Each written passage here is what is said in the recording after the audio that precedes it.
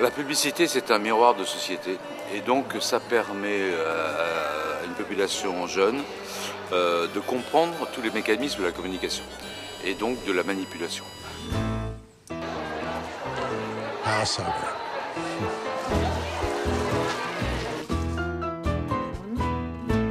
Est-ce que certains d'entre vous connaissent l'émission Culture Pub? C'est pas grave d'être manipulé par la pub, c'est beaucoup plus grave de l'être par le politique. Donc on dit aux gens, vous êtes manipulés, mais sachez décoder, sachez pourquoi on vous manipule. Et donc c'est ça qu'on voudrait inculquer aux jeunes, c'est décoder, les décrypter, toute la communication pour qu'ils comprennent bien qui a intérêt à les manipuler.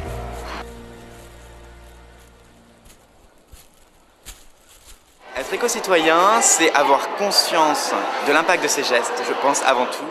Consommer plus intelligemment, s'impliquer dans son quotidien avec des gestes très simples. Le covoiturage, le tri sélectif sont déjà des très très bons actes et je pense que si tous les terriens s'y mettaient, on aurait encore de très très belles années à venir.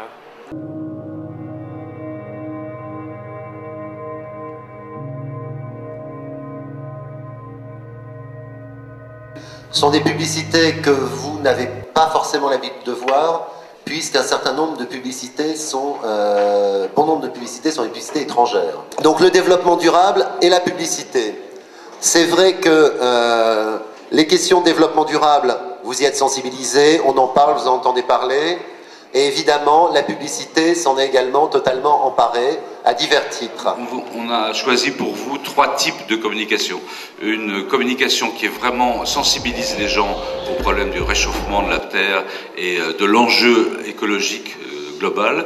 Une deuxième session, vous verrez, où on va rentrer dans le pragmatisme et essayer d'expliquer aux gens en quoi le geste quotidien qu'on fait chacun de notre côté peut essayer de sauver la planète. Et puis, troisième volet, qui sera peut-être le plus intéressant, c'est est-ce qu'on peut faire marrer sur des discours et sur des idées qui sont apparemment très chiantes.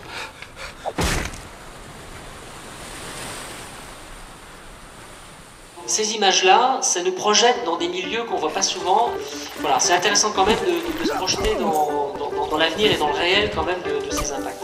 Par contre, il faut là aussi rester optimiste parce qu'il y a quand même des solutions alternatives. C'est-à-dire que la voiture n'est pas une fatalité pour se déplacer.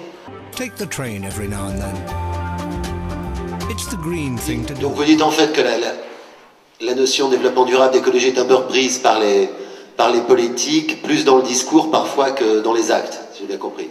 Donc grâce au traité de Lisbonne, l'Union européenne a une compétence beaucoup plus importante et elle peut légiférer, c'est-à-dire imposer des réglementations aux États très importantes. De prendre des gens tels que vous pour des éco-citoyens, faire en sorte qu'effectivement le déchet cesse d'être un coût, mais qu'il puisse être une vertu. Donc on a imaginé des compacteurs de canettes qui ont 3 vertus: recyclage, sensibilisation et communication. Il manque des émissions qui leur permettent de dire attendez, voilà, vous voyez ces images, c'est marrant, etc. Mais qu'est-ce qu'il y a derrière? Il n'y a pas beaucoup d'émissions qui font ça aujourd'hui, de décryptage, parce que l'évolution de la télé fait qu'on ne fait plus réfléchir les gens, on leur donne des trucs facilement assimilables, etc. Il n'y a plus beaucoup d'émissions où on se dit attendez, arrêtons-nous 2 secondes et on va vous expliquer. Tout en les amusant, parce que le critère quand même c'est d'amuser. Donc les choses évoluent, les prises de conscience sont très rapides en réalité. Il faut un peu de temps pour arriver à des solutions qui sont toujours perfectibles. C'est vrai qu'au vu de la dégradation très rapide donc de l'environnement, de la gravité des enjeux, c'est pas encore assez rapide. Et qu'il y a encore des résistances, mais que face à la réalité donc, que l'on constate de plus en plus en termes de réchauffement climatique, d'épuisement des ressources, etc., je suis persuadé qu'on va se réveiller. On va se réveiller peut-être un peu tard, donc du coup ça va être un peu douloureux de s'y mettre, mais je pense qu'on va y aller. Il faut connaître l'impact de nos actions, donc s'intéresser, et agir en conséquence. C'est information, action.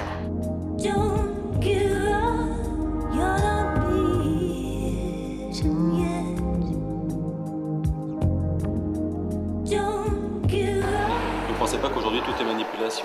Si, tout est manipulation. Du moins tout est communication. Et rien ne peut se faire sans communication, et c'est ça qui est passionnant. Et à travers la com, on peut parler de tout, de politique, d'économie, de social, de sexe, de tout.